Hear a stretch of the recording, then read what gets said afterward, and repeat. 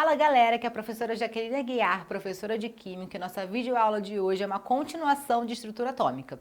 Bem, nossa última aula nós vimos a estrutura atômica parte 1 e na aula de hoje vamos estudar a parte 2. Bem, é importante que a gente saiba que o nosso elemento químico é composto por átomos e elementos químicos diferentes são formados por átomos diferentes. E é importante que a gente saiba também que o átomo ele é constituído por partículas subatômicas. E que partículas são essas? São os prótons, os nêutrons e os elétrons, que foi uma parte do conteúdo que vimos na nossa última aula. Então vamos iniciar a nossa aula de hoje. Bem, é importante que a gente saiba que nós conseguimos analisar que existem semelhanças atômicas entre elementos químicos. E uma dessas semelhanças atômicas a gente classifica como isótopos. O que seriam isso? Reparem que nós temos essa letrinha P aqui, P. P é justamente o símbolo de prótons. O que significa isso? Significa que nós temos o elemento que possui o mesmo número de prótons, porém um número de massa diferente. Consequentemente, vamos ter também um número diferente de nêutrons. Então vamos analisar esse exemplo aqui. Eu disse para vocês na nossa última aula que elementos químicos diferentes possuem números atômicos diferentes, ou seja, possuem número de prótons diferentes. As espécies que classificamos como isótopos são espécies do mesmo elemento químico. Então vamos reparar aqui os exemplos. Nós temos aqui o oxigênio, massa 16, prótons 8. O outro oxigênio aqui, 17 de massa e 8 de prótons.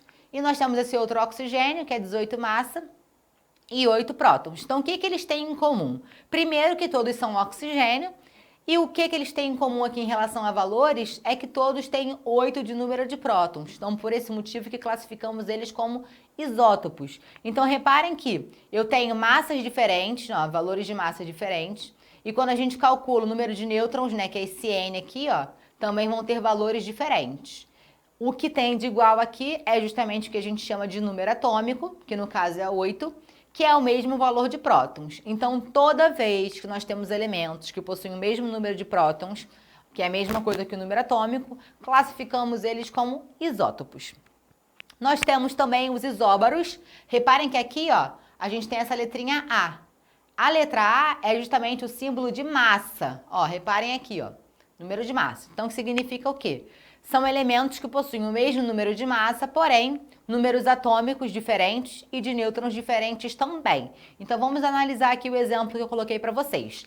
Temos aqui dois elementos, que é o argônio, que é o Ar, e o cálcio, que é o Ca, e vamos analisar os valores que nós temos aqui de cada um deles. Então, o argônio tem 40 de massa e 18 de prótons. Cálcio tem 40 de massa e 20 prótons. Então, quando a gente analisa o que eles têm em comum, nós conseguimos perceber que são justamente os valores de massa. Então, por esse motivo que classificamos essas duas espécies aqui como isóbaros, porque possuem o mesmo número de massa, 40 e 40, porém, número de prótons diferentes e também números de nêutrons diferentes, tá? Então, é isto.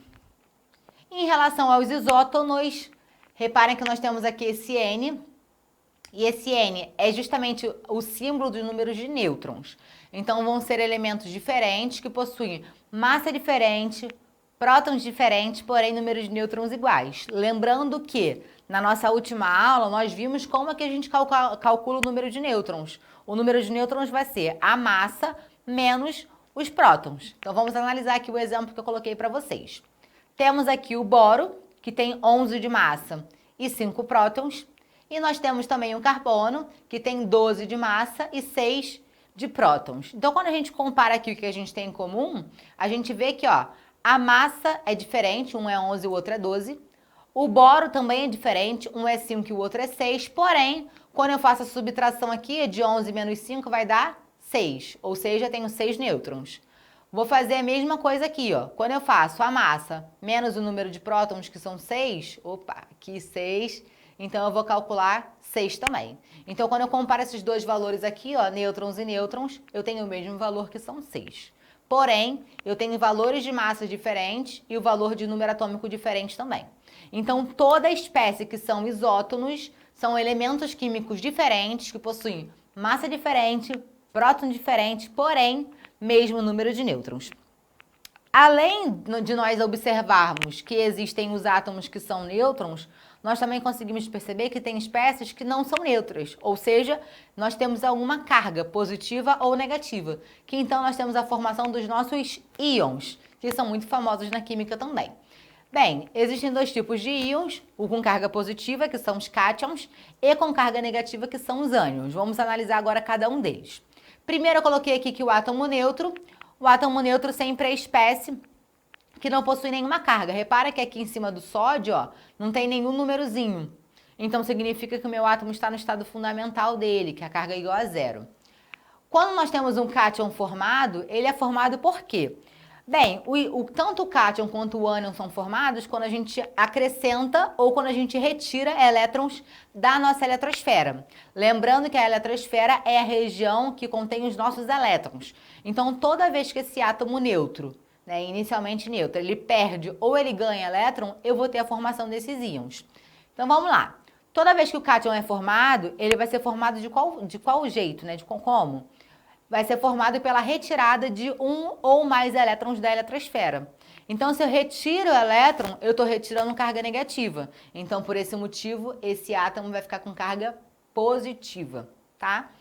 Sendo que essa modificação que eu faço, vou fazer apenas nos elétrons, ou seja, a massa, prótons e nêutrons vão continuar inalterados. E o ânion é formado quando esse átomo neutro ganha elétron. Então, se ele está ganhando elétron, está ganhando carga negativa. Então, por esse motivo, ele vai ter, ó, a carga negativa aqui em cima dele. Então, reparem que aqui, ó, tem o 2-. Esse 2- quer dizer, então, que ele ganhou 2 elétrons. Então, essa é a diferença básica que existe entre os cátions e os ânions. Quando aparece a carga sozinha, sem nenhum valor acompanhando, é porque eu tenho 1. Como é o positivo, então quer dizer que ele perdeu um elétron. Aqui, ó, como é 2-, significa então que ele ganhou 2 elétrons. E sabendo disso, nós vamos ver também que existem a possibilidade de existirem espécies que são isoeletrônicas. Olha aqui o Ezinho de elétron. Ou seja, são elementos químicos diferentes que possuem a mesma quantidade de elétron. Ou seja, eu tenho um átomo neutro, esse átomo neutro pode perder ou pode ganhar elétron. Eu vou modificar essa quantidade de elétrons, então, à medida que ele ganha ou que ele perde. Então, quando eu olho aqui, esses 3 exemplos que eu coloquei para vocês, reparem que todos eles possuem o mesmo número de elétrons. Ó, elétron 10 e elétron 10 também. Então, são elementos químicos diferentes, formando nossos íons, com carga positiva ou com carga negativa, que então eles vão apresentar a mesma quantidade de elétrons. Então, ó, esse que é positivo é o que a gente chama de cátion, e esses dois aqui que são os negativos são o que nós chamamos de ânions. E dessa forma aqui que eu coloquei para vocês, é a forma que a gente identifica a massa atômica na tabela periódica. Porque o que acontece? Existem elementos químicos na natureza que podem ser encontrados com valores de massas diferentes. É igual, por exemplo, existem 2 canetas, uma caneta azul e outra caneta vermelha. Elas ainda são canetas, mas são classificações diferentes. É basicamente a mesma coisa aqui com os nossos elementos. Então, vamos analisar esse exemplo que eu coloquei aqui para vocês. Bem, estamos falando especificamente do boro, Então, olhem ele aqui, ó. Esse valor de massa aqui é justamente o valor que está na tabela periódica. E como que a gente chega a esse valor aqui? Temos que fazer essa conta, que é a conta que a gente faz uma média para calcular o valor desse boro. Então, é importante que a gente identifique aqui, ó. Por exemplo, o boro pode ser encontrado na natureza com 2 valores diferentes de massa. Pode ser encontrado com a massa 10, mas também pode ser encontrado com a massa 11. Só que a abundância que ele é encontrado na natureza, ela varia. Então, ó, essa aqui que é a massa 10, a abundância dela é 19,91%. Enquanto essa outra aqui, a massa 11, vai ser 80,09%. O que eu tenho que fazer aqui, então? Vou fazer uma conta. Essa conta aqui vai ser a média, que ela vai ser feita de qual forma? Ó, a média atômica vai ser, eu vou pegar o valor da minha porcentagem e vou multiplicar pela massa dela.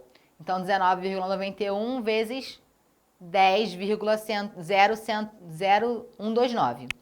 Mais, vou pegar essa porcentagem aqui e vou multiplicar por essa massa. E depois eu vou dividir tudo por 100. E eu vou calcular e vou achar, então, o valor.